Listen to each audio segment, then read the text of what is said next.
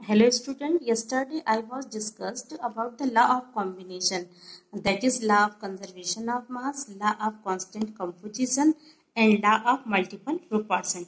Today I am going to discuss about the fourth law, law of reciprocal proportion, which was given by Richter in 1792.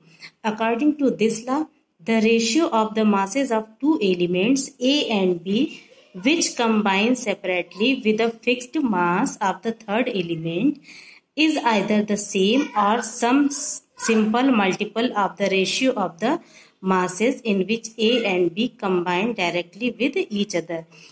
इस law के according क्या है कि A और B दो element है, इनके मास सेपरेटली आपस में किसी तीसरे एलिमेंट C से कंबाइन हो रहे हैं और A और B डायरेक्ट भी कंबाइन हो सकता है और उनका एक सिंपल रेशियो बन सकता है. For example, the elements hydrogen and oxygen combine separately with the third element sulphur. ठीक है, हाइड्रोजन और ऑक्सीजन अलग अलग सल्फर से कंबाइन होकर हाइड्रोजन सल्फाइड बना ले रहे हैं और सल्फर डाइऑक्साइड बना ले रहे हैं. They combine directly with each other to form H2O. और ये दोनों एलिमेंट एक तो सेपरेट सल्फर से सेपरेटली कंबाइन हो रहे हैं, जैसे हाइड्रोजन सल्फर से कंबाइन होकर हाइड्रोजन सल्फाइड बना रहा है, ऑक्सीजन सल्फर से कंबाइन होकर सल्फर डाइऑक्साइड बना रहा है, और हाइड्रोजन और ऑक्सीजन ये आपस में भी कंबाइन होकर H2O बना रहे हैं. तो इनका एक सिंपल रेशियो बन जाता है, जैसे H2S, H2O, SO2. ठीक है, तो ये हमारा हो गया लॉ ऑफ रेसिप्रोकल प्रोपोर्शन.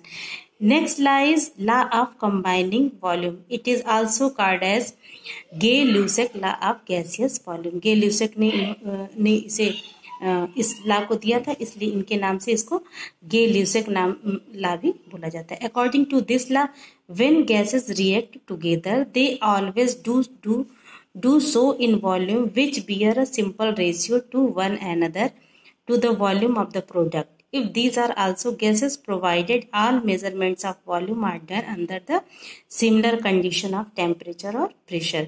इनके अकॉर्डिंग क्या है कि जितना हम वॉल्यूम रिएक्टेंट में लेते हैं उतने ही वॉल्यूम का हमको प्रोडक्ट मिलता है, यानी कि रिएक्टेंट और प्रोडक्ट का एक सिंपल रेशियो मिलता है. फॉर एग्जाम्पल, हाइड्रोजन और क्लोरीन को मिलाकर HCl हाइड्रोजन क्लोराइड बनता है. Here one volume of H2 and one volume of chlorine always combine to form two volume of HCl gas.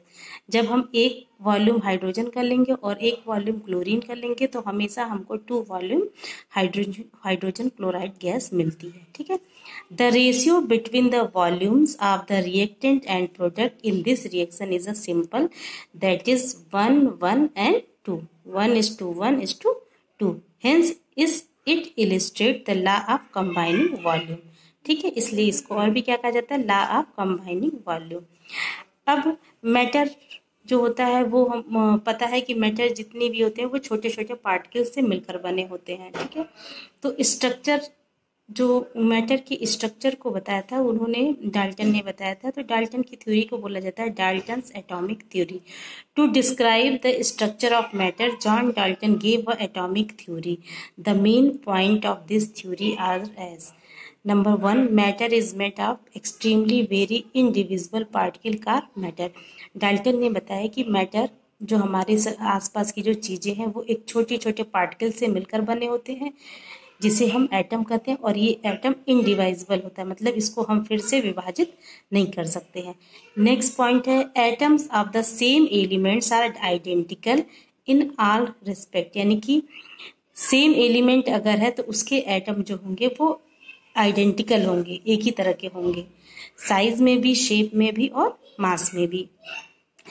Next point is atom of different element have different masses, size and also possess different chemical property. और अगर different element के atoms है, जैसे मतलब hydrogen है और oxygen है, तो उनका मास भी अलग होगा, साइज भी अलग होगा और उनकी प्रॉपर्टीज भी अलग होगी. Next, an atom can neither be created nor destroyed. Dalton के अकॉर्डिंग एटम को न तो क्रिएट किया जा सकता है न तो डिस्ट्रॉय किया जा सकता है.